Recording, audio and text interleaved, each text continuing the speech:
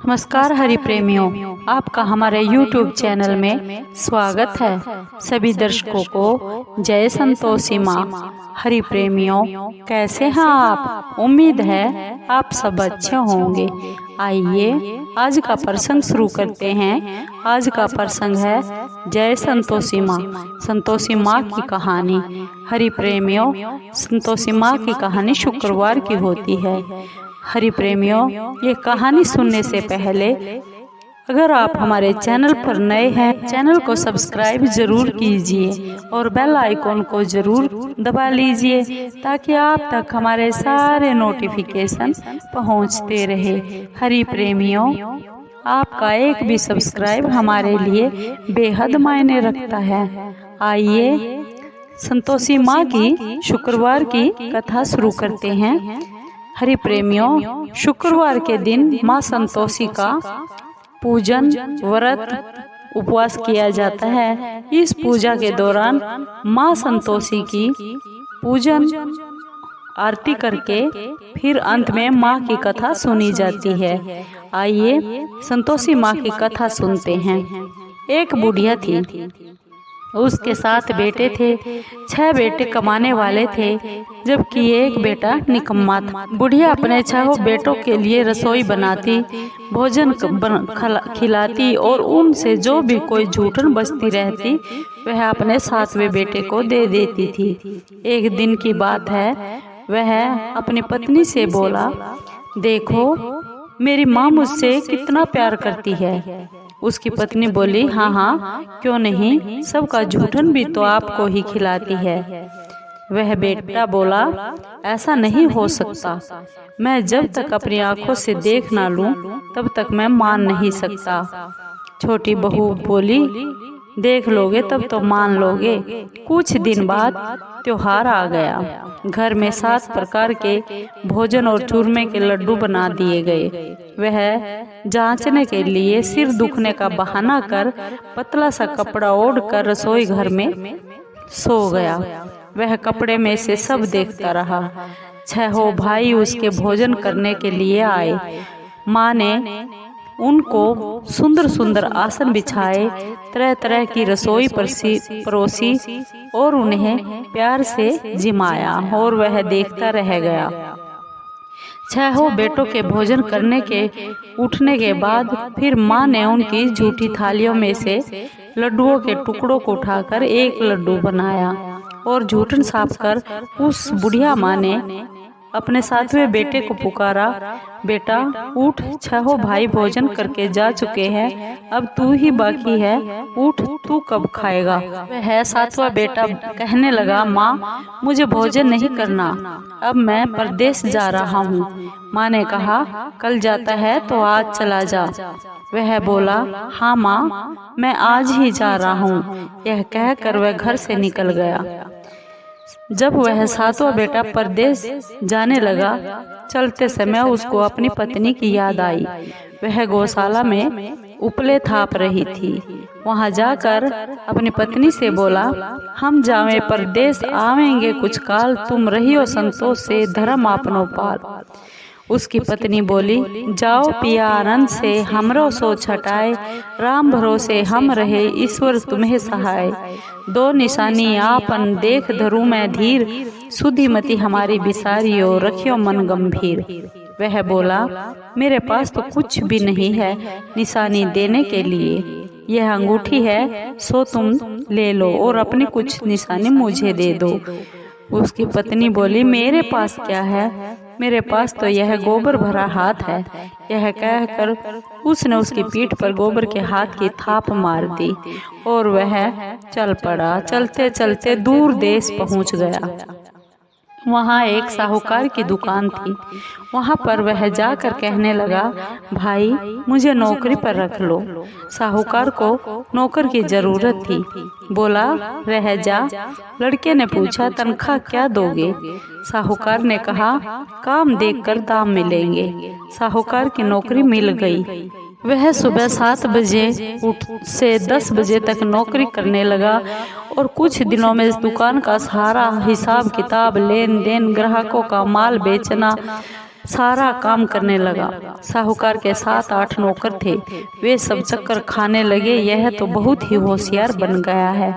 सेठ ने भी उसका काम देखा और 3 महीने में ही उसे आधे मुनाफे का अपना हिस्सेदार बना लिया। वह कुछ वर्ष में ही नामी सेठ बन गया और मालिक सारा कारोबार उस पर छोड़कर चला गया। इधर उसकी पत्नी को सास ससुर इतना दुख देने लगे, सारी गृहस्थी का काम करा के उसे लकड़ी लेने जंगल में भेज देते थे। इस बीच घर के आटे से जो भूसी निकलती थी उसकी रोटियां बनाकर रख दी जाती थी और फूटे नारियल की नारेली में उसे पानी दिया जाता। एक दिन वह लकड़ी लेने जा रही थी। रास्ते में बहुत सी स्त्रियां संतोषी माता का व्रत करती हुई उसे दिखाई दी। वह वहां खड़ी होकर कथा सुनने लगी और उनसे पूछने लगी, बहनों, तुम किस देवता का व्रत करती हो और उसके करने से क्या फल मिलता है? अगर तुम इस व्रत का विधान मुझे समझा कर कहोगी तो मैं तुम्हारा बड़ा एहसान मानूंगी। तब उनमें से एक स्त्री बोली, सुनो बहन, ये संतोषी माता का व्रत है। इसके करने से निर्धनता, दरिद्रता का नाश होता है और जो कुछ मन में न होती है वह सब संतोषी माता जी की कृपा से सब पूरी हो जाती है। तब उसने उनसे व्रत की सारी विधि पूछी, नियम पूछे। वह भक्तनी स्त्री बोली, 1.25 आने का गुड़ चना लेना, इच्छा हो तो 5.25 आने का भी ले लेना या 1.25 रुपए का भी, जैसी तुम्हारी सहूलियत है उसके अनुसार ले लेना। बिना परेशानी और श्रद्धा व प्रेम से जितना भी बन पड़े 1.25 लेना। हर शुक्रवार को निराहार रहकर कथा सुनना और इसके बीच कर्म टूटे नहीं, लगातार नियम का पालन करते रहना। कोई कथा सुनने वाला ना मिले तो घी का दीपक जलाकर उसके आगे या फिर जल का पात्र को या जल का लोटा सामने रखकर कथा को कहना। जब कार्य सिद्ध ना हो नियम का पालन करना, जब तक कार्य सिद्ध ना हो तो नियम का पालन करते रहना और कार्य सिद्ध हो जाने पर व्रत का उद्यापन कर देना। यदि किसी के ग्रह खोटे भी हो तो भी माता संतोषी वर्ष भर में कार्य सिद्ध कर देती है। फल सिद्ध होने पर उद्यापन जरूर करना चाहिए, बीच में नहीं। उद्यापन में 2.5 सेर आटे का खाजा तथा इसी परिमाण से खीर तथा चने का साग बनाना चाहिए। 8 लड़कों को भोजन कराना, जहाँ तक मिले देवर जेठ भाई बंधु के हो, ना मिले तो रिश्तेदारों और पास पड़ोसियों को बुलाना, उन्हें भोजन करा, यथाशक्ति दक्षिणा दे माता जी का नियम पूरा करना। उस दिन घर में कोई भी खटाई ना खाना। यह सुन बुढ़िया के लड़के की बहू वहाँ से चल पड़ी। रास्ते में लकड़ी के बोझ को बेच दिया और उन पैसों से गुड़ और चना लेकर माता के व्रत की तैयारी कर आगे चल पड़ी और सामने मंदिर देखकर पूछने लगी, यह मंदिर किसका है? सब कहने लगे, यह मंदिर माँ संतोषी का है। यह सुनकर माता के मंदिर में जाकर चरणों में लौट पड़ी और दिन हो विनती करने लगी, माँ, मैं निपट अज्ञानी हूँ, व्रत के कुछ भी नियम नहीं जानती, मैं बहुत दुखी हूँ। हे माता, हे जगत जननी, मेरा दुख दूर कीजिए, मैं तेरी शरण में हूँ। माता को उस पर दया आ गई। एक शुक्रवार बीता कि दूसरे को उसके पति का पत्र आ गया और तीसरे शुक्रवार को उसका भेजा हुआ पैसा आ गया। यह देख जेठ और जिठानी मुंह सिकोड़ने लगे। लड़के ताने देने लगे, काकी के पास पत्र आने लगे हैं, अब तो रुपया आने लगा है, अब तो काकी की खातिर बढ़ेगी। बेचारी सरलता से कहती, भैया कागज आवे या रुपया आवे, हम सब के लिए अच्छा है। ऐसा कहकर आंखों में आंसू भरकर माँ संतोषी के मंदिर में आ मातेश्वरी के चरणों में गिरकर रोने लगी। माँ, मैंने तुमसे पैसा कब मांगा है? मुझे पैसे से क्या काम है? मुझे तो मेरे सुहाग से काम है। मैं तो अपने स्वामी के दर्शन चाहती हूँ। माँ ने प्रसन्न होकर कहा, जा बेटी, तेरा स्वामी आएगा, तेरा सुहाग आएगा। यह सुनकर खुशी से बावली होकर वह घर में जाकर काम करने लगी। अब संतोषी माँ विचार करने लगी, इस भोली पुत्री को मैंने कह तो दिया कि तेरा पति आएगा, लेकिन आएगा कहाँ से? वह तो इसे स्वप्न में भी याद नहीं करता। उसे याद दिलाने के लिए तो मुझे ही जाना पड़ेगा। इस तरह माता जी संतोषी माँ ने उस बुढ़िया के बेटे के पास जा स्वप्न में प्रकट होकर कहने लगी, साहूकार के बेटे सो रहा है या जाग रहा है? वह कहने लगा, माँ सोता भी नहीं और जागता भी नहीं हूँ, कहिए क्या आज्ञा है? माँ कहने लगी, तेरे घर बार कुछ है कि नहीं? वह बोला, मेरे पास सब कुछ है, माँ है, बाप है और बहू है। माँ क्या कमी है मेरे पास? माँ बोली, भोले पुत्र तेरी बहू घोर कष्ट उठा रही है, तेरे माँ बाप उसे बहुत परेशानी दे रहे हैं, वह तेरे दर्शन के लिए तरस रही है, तू उसकी सुध ले। वह बोला, हाँ माता जी यह तो मुझे मालूम है, परंतु मैं जाऊं कैसे? परदेश की बात है, लेन देन का कोई हिसाब नहीं, कोई जाने का रास्ता नहीं नजर आता, कैसे मैं चला जाऊं? माँ कहने लगी, मेरी बात मान, सवेरे नहा धोकर संतोषी माँ का नाम ले, घी का दीपक जलाकर दंडवत कर दुकान पर जा बैठ और देखते ही देखते सारा लेन देन चुक जाएगा, जमा का माल बिक जाएगा, सांझ होते होते धन का बहुत भारी ढेर लग जाएगा। अब बूढ़े की सपने की वह बात मानकर वह नहा धोकर संतोषी माता को दंडवत कर घी का दीपक जला दुकान पर जा बैठा। थोड़ी देर में देने वाले रुपया ला कर देने लगे और लेने वाले अपना हिसाब लेने लगे। कोठे में भरे सामान के खरीदार नकद दाम दे सौदा करने लगे। शाम तक धन का भारी ढेर लग गया। मन में माता का नाम ले चमत्कार देख प्रसन्न होकर घर ले जाने के वास्ते गहना कपड़ा सामान खरीदने लगा। यहाँ काम से निपट वह तुरंत घर को रवाना हो गया। उधर उसकी पत्नी जंगल में लकड़ियाँ लेने जाती है और लौटते वक्त माता जी के मंदिर में विश्राम करती है। वह तो उसके प्रतिदिन रुकने का जो स्थान ठहरा।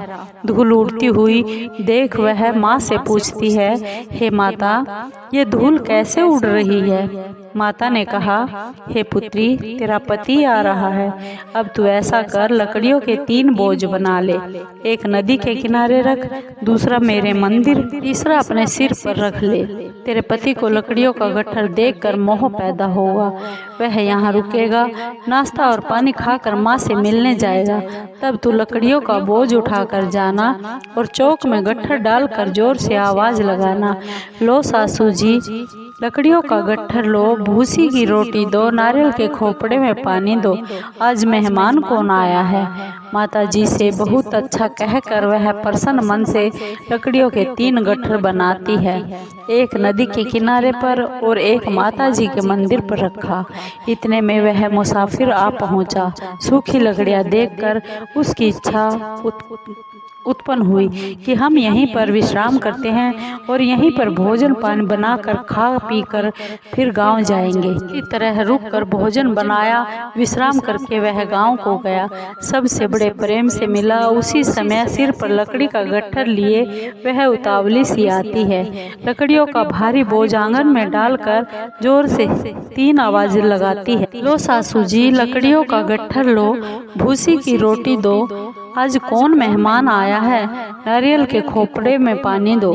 यह सुनकर उसकी सास बाहर आकर अपने दिए हुए कष्टों को भुलाने के लिए कहती है, बहू ऐसा नहीं कहते, तेरा मालिक ही तो आया है, आ बैठ, मीठा भात खा, कपड़े गहने पहन, भोजन कर। उसकी आवाज सुन उसका पति बाहर आता है। अंगूठी देखकर वह व्याकुल हो जाता है। माँ से पूछता है, माँ यह कौन है? माँ बोली, बेटा यह तेरी बहू है। जब से तू यहाँ से गया है तब से सारे गांव में भटकती फिरती है, घर का काम काज कुछ नहीं करती, दोपहर आकर खाना खा जाती है। वह बोला, ठीक है माँ, मैंने इसे भी देखा और तुम्हें भी देख लिया, अब दूसरे घर की चाबी दो, उसमें रहूंगा। माँ बोली, ठीक है बेटा, जैसी तेरी मर्जी वैसा कर। तब वह दूसरे मकान की 3री मंजिल का कमरा खोलकर सारा सामान जमा लेता है। एक दिन में राजा के महल जैसा ठाठ बाट बन गया। अब क्या था, बहुत सुख भोगने लगी। इतने में शुक्रवार आ गया। शुक्रवार व्रत के उद्यापन में हुई भूल किया खटाई का इस्तेमाल उसने अपने पति से कहा, मुझे संतोषी माता के व्रत का उद्यापन करना है। पति बोला, खुशी से कर लो। वह उद्यापन की तैयारी करने लगी। जिठानी के लड़कों को भोजन के लिए कहने लगी। उन्होंने मंजूर कर लिया, परंतु पीछे से जिठानी ने अपने बच्चों को सिखा दिया कि देखो, भोजन के समय खटाई जरूर मांगना, जिससे उसका उद्यापन पूरा ना हो। लड़के जीवने के लिए आ गए और खीर और खाना पेट भर कर खा लिया, परंतु बाद में खाते ही कहने लगे, हमें खटाई दो, खीर खाना हमको नहीं भाता, यह देखकर अरुचि होती है। वह कहने लगी, भाई, खटाई किसी को नहीं दी जाएगी, यह तो माँ संतोषी का प्रसाद है। लड़के उठकर खड़े हो गए और बोले, पैसा लाओ। भोली बहू कुछ भी नहीं जानती थी, उन्हें पैसे दे दिए। लड़के उसी समय हट करके इमली खटाई लेकर खाने लगे। यह देखकर बहू पर माताजी ने कोप किया। राजा के दूत उसके पति को पकड़ कर ले गए। जेठ और जेठानी मन माने वचन कहने लगे, लूट लूट कर धन इकट्ठा करके लाया है, अब सब मालूम पड़ जाएगा जब जेल की मार खाएगा। बहू से यह सब वचन सहन नहीं हुए। रोती हुई माताजी के मंदिर में गई और कहने लगी, हे माता, तुमने यह क्या कर दिया? हंसा कर अब भक्तों को क्यों रुलाने लगी हो? माँ बोली, बेटी, तूने उद्यापन करके मेरा व्रत भंग कर दिया है।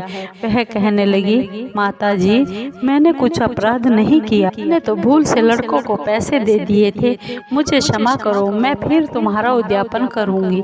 माँ बोली, अब भूल मत करना। वह कहती है, अब भूल नहीं होगी माँ, अब बतलाओ वे कैसे आएंगे? माँ बोली, जा पुत्री, तेरा पति तुझे रास्ते में आता मिलेगा। वह निकली, राह में पति उसे आता हुआ मिला। वह बोलने लगी, कहाँ गए थे? वह कहने लगा, इतना धन जो कमाया है उसका टैक्स राजा ने मांगा था, वह भरने गया था। वह प्रसन्न होकर बोली, भला हुआ, अब घर को चलो। कुछ दिन बाद फिर शुक्रवार आया। वह बोली, मुझे फिर से माता जी का उद्यापन करना है। पति ने कहा, करो। बहू फिर जेठ के लड़कों को भोजन के लिए कह कर आई। जेठानी ने एक दो बातें सुनाई और सब लड़कों को फिर से सिखाने लगी, तुम सब लोग पहले की तरह खटाई मांगना। लड़के भोजन से पहले कहने लगे, हमें खीर नहीं खानी, हमारा मन मचलता है, हमारा जी बिगड़ता है, कुछ खटाई खाने के लिए दे दो। वह बोली, खटाई किसी को भी नहीं मिलेगी, आना हो तो आओ। वह ब्राह्मण के लड़कों को लाकर भोजन कराने लगी और यथाशक्ति दक्षिणा देकर एक एक फल उन्हें दक्षिणा में दिया। माँ संतोषी बहुत प्रसन्न हो गई। ताकि कृपा से उसे 9वें मास में उसके घर चंद्रमा के समान सुंदर पुत्र प्राप्त हुआ। पुत्र को पाकर प्रतिदिन माता जी के मंदिर में वह जाने लगी। माँ ने सोचा, यह रोज आती है, आज क्यों न मैं इसके घर चलूं। विचार कर माता ने भयानक रूप बना लिया। गुड़ और चने से सना मुख, ऊपर सूंड के समान होठ, उस पर मक्खियां भिन भिन कर रही थी। देहली पर पैर रखते ही उसकी सास जोर से चिल्लाई, देखो रे, कोई चुड़ैल डाकिन चली आ रही है, लड़कों इसे भगाओ, नहीं तो यह हम सब को खा जाएगी। लड़के भगाने लगे, चिल्लाकर खिड़कियां बंद करने लगे। बहू रोशनदान में से देख रही थी, प्रसन्नता से पगली बन चिल्लाने लगी, आज मेरी माताजी मेरे घर पर आई है। वह बच्चे को दूध पीने से हटाती है। इतने में सास का क्रोध फट पड़ता है। वह बोली, देखो क्या उतावली हुई है, बच्चे को भी पटक दिया। इतने में माँ के प्रताप से लड़के ही लड़के नजर आने लगे। वह बोली, माँ, मैं जिसका व्रत करती हूँ यह वही संतोषी माता है। सबने माता जी के चरण पकड़ लिए और विनती कर कहने लगे, हे माता, हम मूर्ख है, अज्ञानी है, तुम्हारे व्रत की विधि को हम नहीं जानते। व्रत भंग कर हमने तो आपका बड़ा अपराध किया है। हे जगत जननी माता, आप हमारा अपराध क्षमा कीजिए। इस प्रकार माता प्रसन्न हो गई। बहू को प्रसन्न हो, जैसा फल दिया वैसा माता सबको दे। जो पढ़े उसकी भी मनोकामना पूर्ण हो और जो सुने उसकी भी मनोकामना पूर्ण हो। बोलो संतोषी माता की जय। प्रेमियों, आपको ये माँ संतोषी की व्रत कथा कैसी लगी? अगर आपको अच्छी लगी हो तो प्लीज चैनल को सब्सक्राइब कीजिए, लाइक कीजिए, शेयर कीजिए और कमेंट जरूर कीजिए, क्योंकि आपके कमेंट का हमें बेसब्री से इंतजार रहता है। हरि प्रेमियों, जय संतोषी माँ।